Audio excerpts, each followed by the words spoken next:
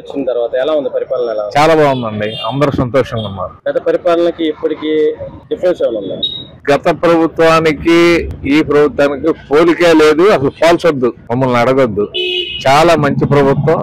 ఇటువంటి ప్రభుత్వం ప్రజలు ఇచ్చినందుకు అందరికీ ధన్యవాదాలు. ఎందుకు అంటే గతంలో బాగానే చేశాను అది ఇదని అంటున్నారు కదా. ఏం చేశాడు? రౌడీజం చేశాడు, దుర్మార్గాలు చేశాడు, అవినీతి చేశాడు. ఏ రంగంలో చూసినా అవినీతి.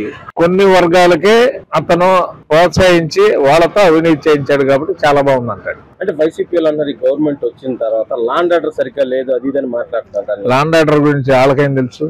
లాండ్ ఆర్డర్ అంటే ప్యాలెస్ లో ఉండే వాళ్ళకి లాండ్ ఆర్డర్ గురించి తెలుసుద్దా?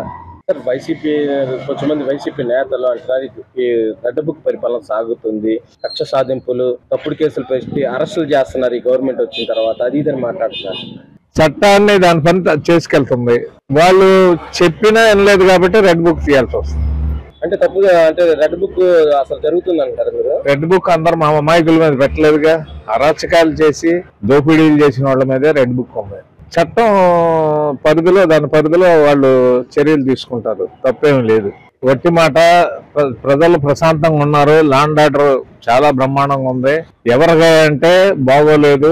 అవినీతి చేసి ఈ సోషల్ మీడియాలో పోస్టులు పెట్టిన వాళ్ళు, అవినీతి చేసిన వాళ్ళు అందరు కంగారు పడిపోయి లాండ్ ఆర్డర్ బాగోలేదు, అది బాగోలేదు అంటున్నారు తప్పితే ప్రజలు సుఖశాంతులతో ఉన్నారు, అందరు బ్రహ్మాండంగా ఉన్నారు. ఇచ్చిన హామీలన్నీ సూపర్ 6 ఒక్కొక్కటి అమలు చేస్తున్నారు. అవన్నీ పేద ప్రజలకు అందరికి అందుతున్నాయి. రాబోయే రోజుల్లో ఇంకా పేద ప్రజలకు చాలా చేయాల్సి ప్రణాళికలు రచించారు. అంటే రైతులకు సంబంధించింది కానీ ఇప్పుడు ఆక్వా రైతులకి కూడా సరిగ్గా పట్టించుకోవట్లేదు అది ఇదని జగన్మోహన్ రెడ్డి గారు మాట్లాడతారు. దాని మీద ఆక్వా రైతుల గురించి జగన్ మాట్లాడే అర్హత లేదు ఫస్ట్. ఎందుకంటే వాళ్ళు కరెంట్ ఛార్జీలు పెంచాడు, వాళ్ళకి సబ్సిడీలు ఇవ్వలేదు. 5 ఏళ్ళు వాళ్ళని పట్టించుకున్న నాదుడే లేదు. ఈయన ఆక్వా రైతుల గురించి మాట్లాడే అర్హత లేదని చెప్పి నేను అంటా. పరిపాలన చాలా మంచిగా చేసుకుంటూ వెళ్తున్నారు. వాళ్ళైతే 1 by 1 ఒక్కొక్కటి అమలు చేసుకుంటూ వెళ్తున్నారు. చంద్రబాబు నాయుడు గారు ఇచ్చినట్టు 4,000 రూపాయలు, 3,000 రూపాయలు పెంచి 4,000 రూపాయలు చేశారు. అలాగే వికలాంగులకి జగన్మోహన్ రెడ్డి ఉన్న గవర్నమెంట్ లో 3,000 రూపాయలు రూపాయి కూడా పెంచింది లేదు. అలాంటిది వికలాంగులు రాగానే 6,000 రూపాయలు చేశాడు. రెట్టింపు చేసి వాళ్ళ కళ్ళల్లో ఆనందాన్ని నింపాడు. ఆయన పరిపాలనా విధానం బాగానే ఉంది. 1 by 1 ఒక్కొక్కటి చేసుకుంటూ వస్తున్నారు. తర్వాత ఉచిత గ్యాస్ సిలిండర్లు అన్నారు, ఇచ్చుకుంటూ వచ్చారు. అది కూడా జరుగుతుంది. తర్వాత రేపు మే నెలలో అమ్మఒడి అంటున్నారు. పథకాలు ఒకటి 1 by 1 అమలు చేసుకుంటూ వస్తున్నారు. మన రాష్ట్ర పరిస్థితి ఏంటనేది తెలుసు ప్రజలు ప్రతి ఒక్కరికి. ఇలాంటి రాష్ట్రంలో కూడా ఒక్కొక్క పథకాన్ని నీట్ గా అమలు చేసుకుంటూ వస్తున్నారు. అంటే వైసీపీ అంటున్నారు ఈ గవర్నమెంట్ వచ్చిన తర్వాత పథకాలు ఇంకెవ్వట్లేదు, చెప్పిన హామీలు ఇంకా అమలు చేయలేదు అది ఇదని మాట్లాడారు. పథకాలు అంటే ఏంటండి? పింఛన్ పథకం కదా, పింఛన్ పథకం కింద అదే తీసుకోరాలి ఆమోదంగా 4,000 రూపాయలు చేశారు. వాళ్ళు ఏం చేశారు? 2,000 రూపాయలని 250 పెంచుకుంటే ఆయన దీపే నాటి 3,000 చేశారు. ఈయన కానీ ఎక్కంగానే 4 నెలలు కలిపి ఈ నెలలు కలిపి 7,000 రూపాయలు ఇచ్చిన కనుక చంద్రబాబు నాయుడు ఒక్కడికే దక్కిద్ది. పింఛన్లు కనుక పెంపుదల ఉందంటే అది చంద్రబాబు నాయుడు ఒక్కడికే సాధ్యం. 200 రూపాయల నుంచి 1,000 రూపాయలు చేయటం కానీ, 1,000 రూపాయల నుంచి 2,000 చేయటం కానీ, 2,000 నుంచి 3,000 జగన్మోహన్ రెడ్డి చేసినా దాన్ని 3,000 నుంచి ఒకేసారిగా 4,000 రూపాయలు చేసిన కనుక ఓన్లీ చంద్రబాబు నాయుడుగా దక్కిద్ది. ఒక్కసారి మనం గమనిస్తే గంజాయి కూడా ఎంతెంత తగ్గుతుంది ఏంటి అనేది, ఎక్కడైతే పంటలు ఉన్నాయో దాన్ని నిర్మూలన చేసే విధంగా వాళ్ళు వెళ్తున్నారు. అయితే రాగానే మనకు మొత్తం గంజాయి ఆగిపోవాలంటే ఎప్పటి నుంచో పాతుకుపోయింది. అది 1 by 1 నెమ్మదిగా చేసుకుంటూ వెళ్తున్నారు. వాళ్ళైతే గంజాయిలో కానీ, ఈ లాండ్ ఆర్డర్ విషయంలో కానీ, పోలీసుల విషయంలో కానీ జాగ్రత్తగా వెళ్తున్నారు. అంటే వైసీపీ మాజీ ఎమ్మెల్యేలు కానీ, వైసీపీ నేతలు కానీ అంటున్నారు ఈ గవర్నమెంట్ వచ్చిన తర్వాత అరెస్టులు చేస్తున్నారు, కక్ష సాధింపులు చేస్తున్నారు అది ఇదని మాట్లాడుతున్నారు. ఎవరి మీద జరిగిన దాడులు వాళ్ళు చేసిన తప్పుల్ని వాళ్ళు అనుభవిస్తున్నారు అంతే. ఈ రోజు కోర్టులో ఉండటం గానీ, వాళ్ళు జైల్లో ఉండటం గానీ, వాళ్ళు చేసిన తప్పులు సామాన్య మానవుల మీద వాళ్ళ మీద ఏం దాడులు జరగట్లేదు. ఎక్కడ వాళ్ళు రాజకీయ నాయకులుగా వాళ్ళు తప్పులు చేశారు కాబట్టి వాళ్ళ తప్పులు తగ్గట్టుగా వాళ్ళు జైల్లోకి వెళ్తున్నారు. ఇంకా అలాగే చేస్తున్నారు కానీ దాడులు ఎక్కడ జరగట్లేదని ఎవరి మీద. అంటే జగన్మోహన్ రెడ్డి అంటున్నాడు నేను మళ్ళీ 3 సంవత్సరాలు పట్టండి మళ్ళీ మా గవర్నమెంట్ వస్తుంది అది ఇదని మాట్లాడతారు. ఆయన అనుకుంటే రారు, ప్రజలు అనుకోవాలి. మళ్ళీ ఆయన ఎక్కేయాలని ప్రజలు అనుకోవాలి. అది అనుకుంటారు అనుకోండి రేపు 2029 నాటికి తెలిసిద్ది. మళ్ళీ ఆ రోజు మళ్ళీ 2029 అయిపోయిన తర్వాత మళ్ళీ 3 సంవత్సరాలు అనే మాట ఆయన అంటానే ఉంటాడు. ఇంకా రాష్ట్రంలో గవర్నమెంట్ వచ్చినాక అభివృద్ధి పరుగులు తీస్తుంది, నో డౌట్. ఎవరికి కూడా సందేహాలు కూడా ప్రతిపక్షాలు ఉండేటువంటి రూలింగ్ పార్టీ ఇదివరకు ఎన్నో అబాకులు ప్రవాహాలకు వెలిసినా సరే ప్రజలు ఎవరో నమ్మే దశలో లేరు. వాళ్ళు చేసేటువంటి పనులు ఎందుకు పనికిరాని చేశారు. ఇదివరకు ఇళ్ల పట్టాలు కూడా ఎక్కడ పనికిరాని గోతుల్లో, నీళ్లలో, చెరువుల్లో ఇచ్చారు, అవి పనికిరాని. ఇప్పుడు ఈ నియోజకవర్గంలో లోకేష్ బాబు గారు పాదయాత్ర అప్పుడు యువగలంలో ఇచ్చినటువంటి ఇచ్చినటువంటి హామీ మేరకు ప్రతి వారికి, ప్రతి పేదవాడికి, ఇల్లు లేని వారికి ఇల్లు గాని, స్థలంలో అది వరకు గవర్నమెంట్ స్థలాల్లో ఉన్న వాళ్ళకి పట్టాలు ఇవ్వటం గాని చాలా గొప్ప విషయము. ఈ పట్టాలు నారా లోకేష్ గారు ఇవ్వటం నియోజకవర్గంలో మీకు ఎలా అనిపిస్తుంది? చాలా గొప్పగా అనిపిస్తుంది. పేదవారు కూడా మాట్లాడుకుంటున్నారు, ఎప్పుడంటే ఈ ఆత్మస్థైర్యం అనేది ఉంటుంది. అసలు ఇల్లు అనేది జీవిత అవసరాల్లో ఒక ముఖ్యమైన అంశం. తినకపోయినా ఒక రోజు వస్తుందా, మన ఇంట్లో ఉన్నటువంటి మనోధైర్యం వేరు, ఆ బలం వేరు, ఆ సంకల్పం వేరు. అంటే గతంలో ఉన్న ఎమ్మెల్యేలు ఎప్పుడైనా ఇలాంటి కార్యక్రమాలు నిర్వహించారు? చేయలేదు. చేస్తామని చెప్పి ఆ భూములు కొని ₹1,00,000 చేసి 30 లక్షలకు 15 లక్షలు కొని దోచుకుంటా గొప్పకి వచ్చారు. కానీ వాటిల్లో ఒక ఇల్లు కూడా నిర్మించాలి. నీళ్లు కనుక నిర్మించిస్తే మనం గొప్పగా చెప్పుకోవచ్చు. అది కూడా పనికిరాని భూములు ఇచ్చారు. అవి మెరక తేలుకుంటాకే మళ్ళీ మెరకకు మళ్ళీ లోన్లు పెట్టి డబ్బులు తీసుకున్నారు. ఇటువంటి పనులు చేసి ఆర్థిక వ్యవస్థని, రాష్ట్ర ఆర్థిక వ్యవస్థను కూడా చిన్నాభరణం చేసినటువంటి వారిని ఇప్పుడు అందరూ కూడా అసహించుకుంటున్నారు. అంటే ఇప్పుడు ఈ మంగళగిరి నియోజకవర్గంలో పట్టాలు ఇవ్వటం ఎలా అనిపిస్తుంది? చాలా గొప్పగా అనిపిస్తుంది, చాలా గొప్పగా. ఆయనతో అందరూ కూడా కొడుకులాగా భావించి వాళ్ళు ఎంత సంతోషంగా ఉన్నారంటే చాలా సంతోషంగా ఉన్నారు. అసలు ఊహించలేదు. ఆయన కార్యక్రమాలు చూస్తున్నాను. ఆలోచన ఉన్న మనిషికి, కరెక్ట్ గా ముందు అభివృద్ధి లేని ఆలోచన ఉన్న మనిషికి మనకి పదవి ఇచ్చాం, మంత్రి చేసాం. ఇప్పుడు రాష్ట్రం కూడా అభివృద్ధి చెందుతుంది. గత ప్రభుత్వం కన్నా ఈ ప్రభుత్వం అయితే చాలా విధాలుగా అన్ని సంక్షేమ పథకాలు ప్రవేశపెట్టింది. మెరుగైన రోడ్లు ఉన్నాయి. ప్రస్తుతం చెప్పుకోదగ్గది ఏంటంటే లా అండ్ ఆర్డర్ కంట్రోల్ గా ఉంది. గత ప్రభుత్వంతో పోల్చుకుంటే రాష్ట్ర పరిస్థితులు బాగా చాలా మెరుగుపడ్డాయి. అంటే ఇప్పుడు గతంలో రోడ్లు ఎలా ఉన్నాయి?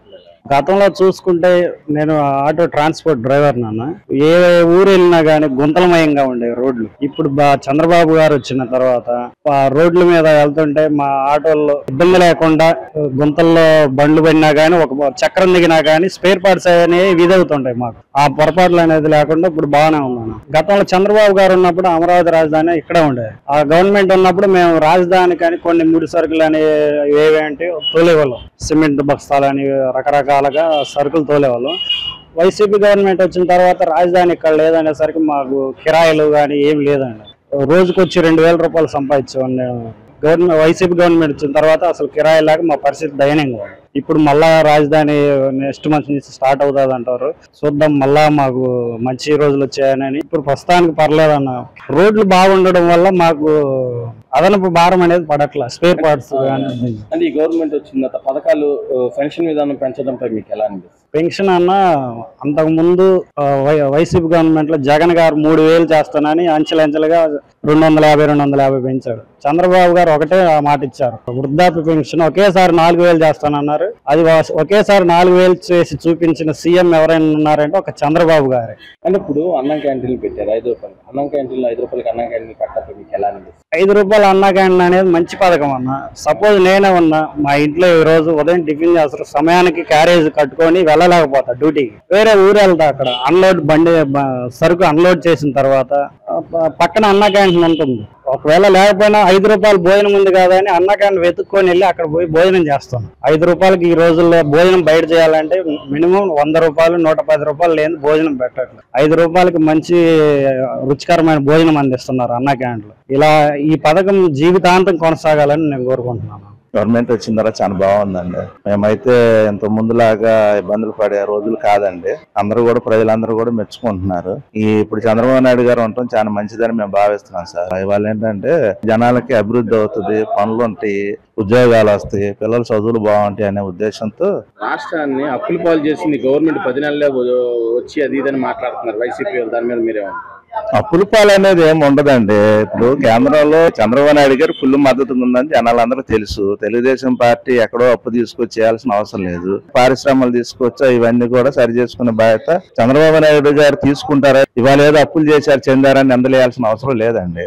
ఆయన గారు చేయాల్సినంత అవసరం కూడా లేదు సార్. ఈ గవర్నమెంట్ వచ్చిన తర్వాత లా అండ్ ఆర్డర్ ఎలా?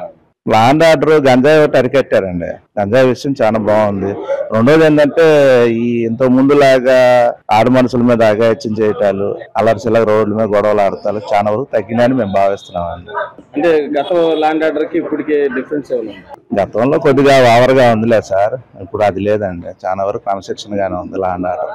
పోలీసు సిస్టమ్ గానీ, లేకపోతే ఎక్కడన్నా ఏమైనా అనుమాన రీచ్గా ఉన్నా గానీ ముందుగానే ఏదైనా జరిగినా గానీ స్పాట్ లో రిజల్ట్ వచ్చేస్తుంది. అంటే వైసీపీ వాళ్ళు అంటున్నారు ఈ గవర్నమెంట్ వచ్చిన తర్వాత కక్ష సాధింపులు చేస్తుంది, తప్పుడు కేసులు బనాయించి అరెస్టులు చేస్తుంది, రెడ్ బుక్ పరిపాలన సాగుతుంది రాష్ట్రంలో, అది ఇదని మాట్లాడుతున్నారు. దాని మీద లాండ్ ఆర్డర్ అది పోలీసు వాళ్ళ కండిషన్ లో ఉంటుంది సార్, పార్టీకి సంబంధం లేదు కాబట్టి. గతంలో ఎప్పుడైతే వీళ్ళు రామర్లుగా మాట్లాడతాం, లేడీస్ ని కానీ వివిధ రకాలుగా దూషించి చేయటం జరిగింది, అవన్నీ కూడా రిపోర్ట్లు ఉన్నాయి కాబట్టి ఇప్పుడు అవన్నీ బయటికి తీస్తున్నారు సార్. ఏదైనా వాళ్ళు చేసిన తప్పుకి వాళ్ళు అనిపిస్తారు సార్. చాలా బాగుందండి ఈ గవర్నమెంట్. ఇప్పుడు గతంలో ఎలా ఉంది?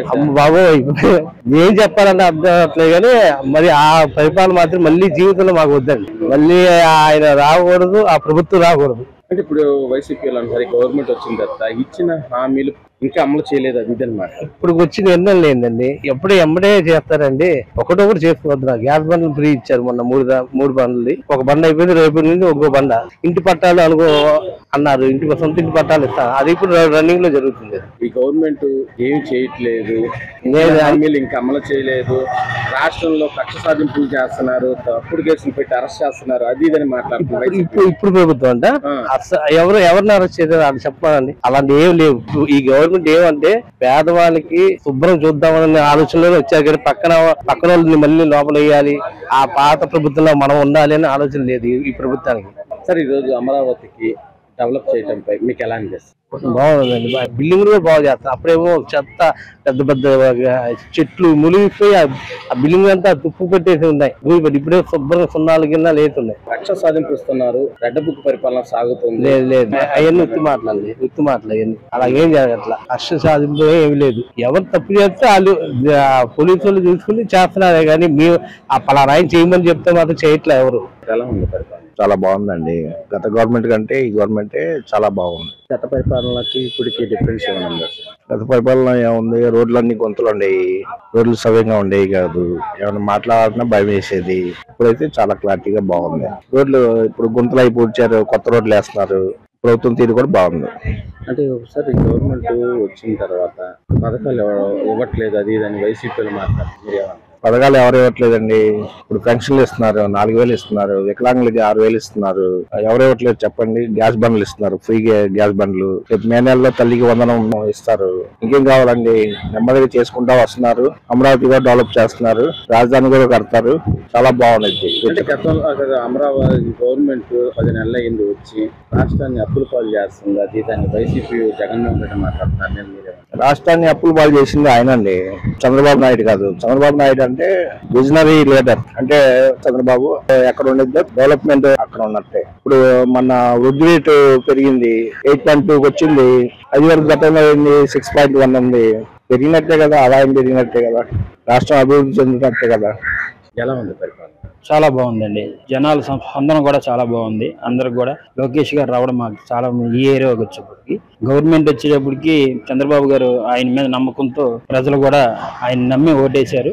దానికి తగ్గట్టుగానే పరిపాలన అయితే బాగుంది. ఈ గవర్నమెంట్ వచ్చి 10 నెలలు దాటింది. గవర్నమెంట్ రాష్ట్రాన్ని అప్పుల పాలు చేస్తుందని వైసీపీలు సార్ ఆల్రెడీ నాశనం చేసేసారు కదా సార్ వైసీపీ వాళ్ళు. ఇంకా ఆయన గాడి పెట్టి ఇప్పుడు పింఛన్ 3,000 చేస్తారని చెప్పి 5 సంవత్సరాలు చేసుకున్నారు. గెలిచిన వెంటనే మళ్ళీ 2 నెలలు కూడా బిఫోర్ మాకు కల్పించారు కదా సార్. ఒకటి రోడ్లు గొంతు కూడా పోచలేదు సార్ ఇప్పటి వరకు. అలాంటిది రోడ్లు ఎంత బాగున్నాయి, ఎంత బాగుందంటే ఆయన వాళ్ళే కదా సార్, టీడీపీ.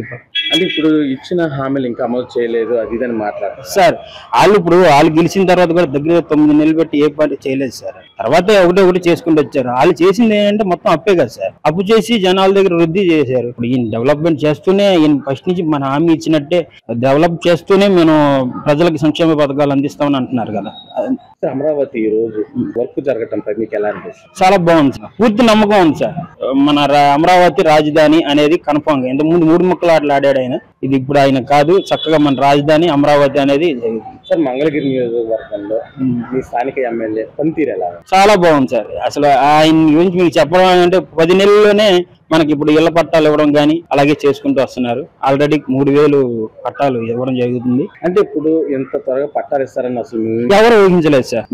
మేమే వాస్తవంగా పార్టీ మీటింగ్ లో కానీ ఏపీ కానీ దేనికి కానీ వెళ్ళినా కానీ లోకేష్ గారు మీరు హామీ ఇవ్వండి, నాది భరోసా అన్నారు. దానికి తగ్గట్టుగానే మనం నిలబెట్టారని అనుకుంటున్నాం. అంటే ఇప్పుడు ఒకేసారి పట్టాలు అంటే గతంలో ఉన్న ఎమ్మెల్యేలు కానీ ఎప్పుడైనా ఇలా చేశారా? లేదు సార్, ఏమీ చేయలేదు. చెప్పుకుంటూ వచ్చారు సార్ పట్టాలు ఇస్తాం అది ఇది ఇచ్చారు కానీ ఎవరు ఏమీ చేయలేదు సార్.